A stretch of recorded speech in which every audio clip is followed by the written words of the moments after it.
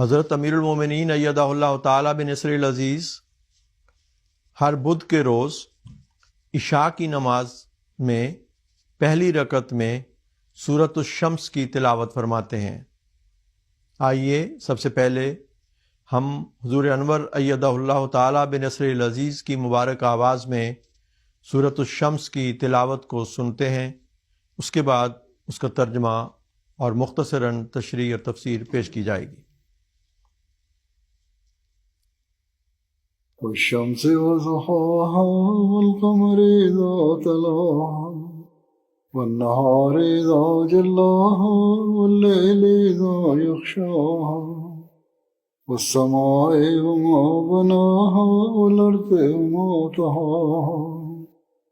ونفس وما سواها فألهمها فجورها وتقواها قد أفلح من زكاها وقد خاب من دساها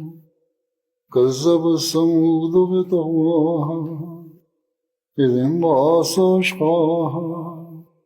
فقال لهم رسول الله ناقة الله وسقياها فكذبوه فعقروها فدمدم عليهم ربهم بذنبهم فسواها ولا يخاف عقباها اللہ اکبر۔ ابھی ہم نے حضور ایدہ اللہ تعالیٰ بنصرہ العزیز کی مبارک آواز میں سورۃ الشمس کی تلاوت سنی ہے۔ ان آیات کا اردو ترجمہ پیش خدمت ہے۔ میں اللہ کا نام لے کر جو بے حد کرم کرنے والا اور بار بار رحم کرنے والا ہے پڑھتا ہوں۔ میں سورج کو شہادت کے طور پر پیش کرتا ہوں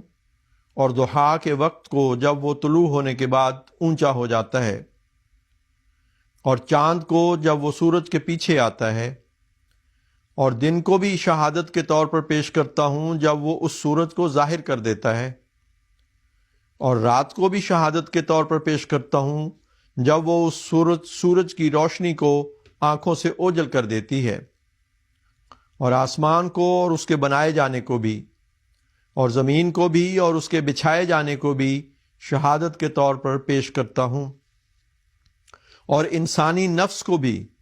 اور اس کے بے عیب بنائے جانے کو بھی شہادت کے طور پر پیش کرتا ہوں کہ اس اللہ نے نفس پر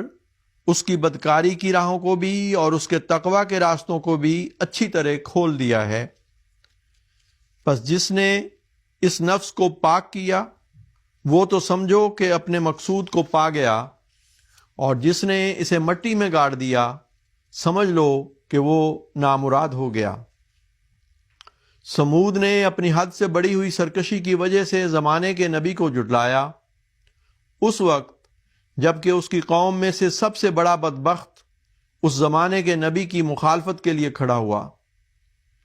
اس پر یعنی سمود کی قوم کو اللہ کے رسول صالح نے کہا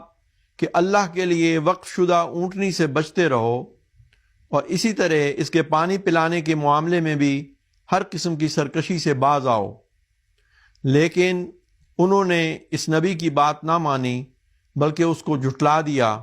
اور وہ اونٹنی جس سے بچتے رہنے کا انہیں حکم دیا گیا تھا اس کی کونچیں کاٹ دیں، جس کی وجہ سے اللہ نے ان کو خاک میں ملانے کا فیصلہ کر دیا، اور ایسی تدبیریں کیں کہ اسی طرح ہو بھی گیا، اور وہ اسی طرح ان مکہ والوں کے انجام کی بھی پرواہ نہیں کرے گا۔